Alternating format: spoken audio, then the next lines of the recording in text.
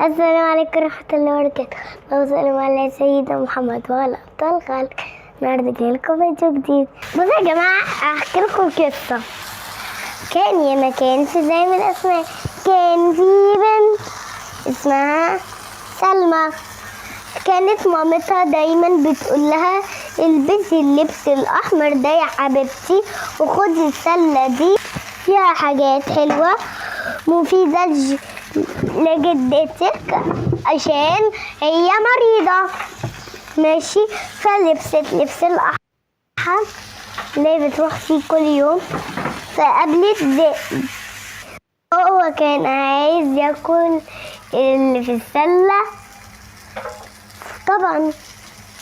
ماشي، فمعرفش يعمل حاجة، فهو راح بيت الجدة، حطها في الدولاب، خبيها يعني، وحطها في الدولاب.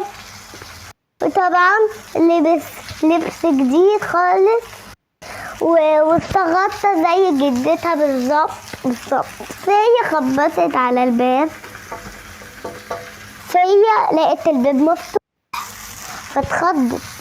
لا يعني بتحسب جدتها اتسرقت ولا حاجة. ماشي، ولقيت الدنيا كلها ضلمة كلها ضلمة، مفيش ولا نور مفتوح. فهي بقى لما دخلت راحت قدام جدتها عشان تشوفها، لقيت قرنها طويلة. قالت لها ليه يا جدتي قرنك طويلة كده؟ قالت لها عشان انا تعبانة يا حبيبتي. ماشي، طب وقالت لها طب ليه عيونك ورموشك طويلة كده؟